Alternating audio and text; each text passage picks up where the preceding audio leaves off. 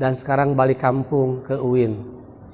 Alhamdulillah, ternyata ada perasaan berbeda. Tahun 98 saya jadi mahasiswa dan sekarang, dulu masih sepi, sekarang rame. Tahu dari mana? Saya I can feel it, bisa merasakannya. Jadi melihat itu tidak sekedar oleh mata, tapi dengan perasaan, dengan hati itu bisa melihat juga. Maka Al-Quran berkata, bukan mata yang buta, tapi hati kitalah yang buta. Maka basirah itu yang menentukan, bisa melihat siapa yang paling bersih dan siapa yang tidak bersih. Itu yang Allah perlihatkan. Saya ingat betul ketika tahun 86 saya waktu pas menerima kenyataan saya harus buta, sulit hadirin. Saya sempat stres juga.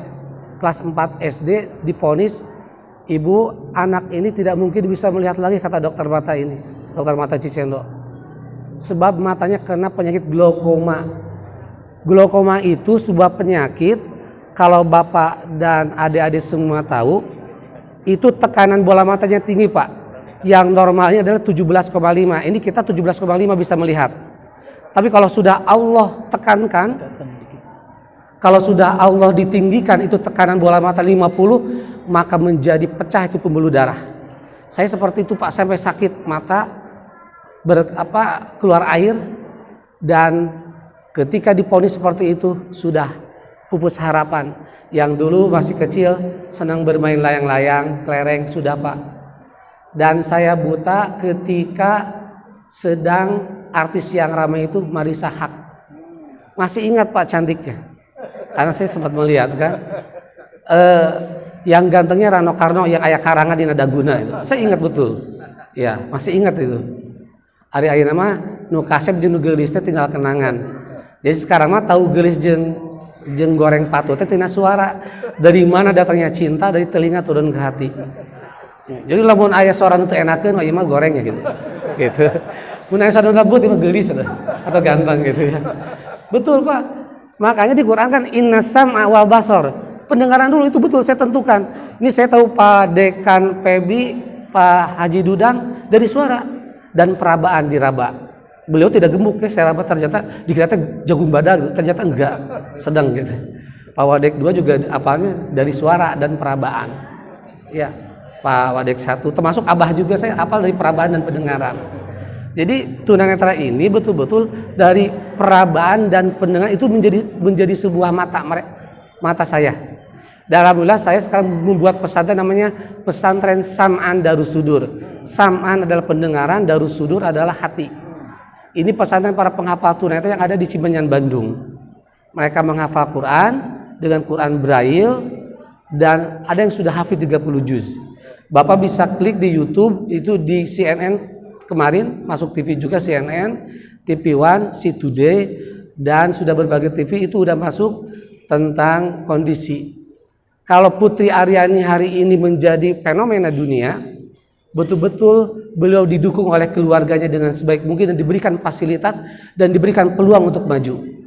Maka ketika saya dulu ingat dokter mata berkata, Ridwan tenang, kelak kamu akan jadi sarjana. Maka 7 tahun yang lalu, Pak, ketika saya akan meraih promosi dokter, saya telepon itu Bu Dokter. Bu, masih ingat saya enggak? Siapa ini? Saya Ridwan, Bu, pasien glaukoma di Indonesia satu-satunya, Bu, yang akan meraih gelar doktor bidang bahasa Arab. Itu pun tunanetra pertama di Indonesia, kata saya. Bu, ini berkat omongan Ibu yang ngomong, Wan, kelak kamu akan jadi seorang sarjana.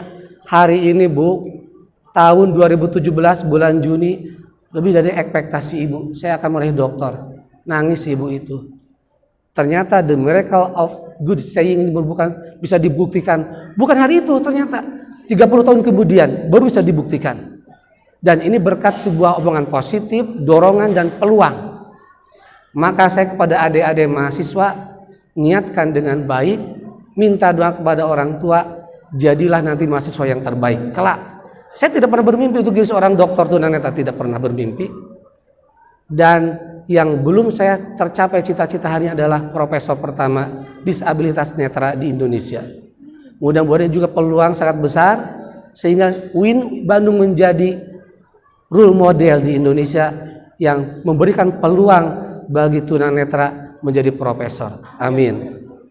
Yang kedua, doktor saya, apapun yang akan saya nanti raih, bukan untuk pribadi, tapi berikan motivasi bagi yang lain untuk sedekah jariah, biar teman-teman semua semangat bahwa selama di Indonesia, selama hidup, peluang itu ada.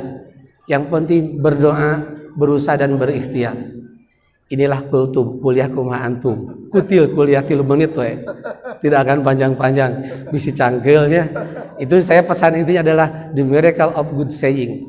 Maka keajaiban omongan positif bisa dibuktikan kelak 30 tahun yang akan datang, berapa puluh tahun yang datang. Dan saya meyakini siapapun yang hari menjadi penguasa, menjadi pemimpin, pasti dulunya orang tuanya menitipkan pesan positif. Dan mudah-mudahan UIN Bandung menjadi kawah canda dibuka lahirnya orang-orang besar dari kata-kata good saying, pesan positif. Terima kasih. Assalamualaikum warahmatullahi wabarakatuh.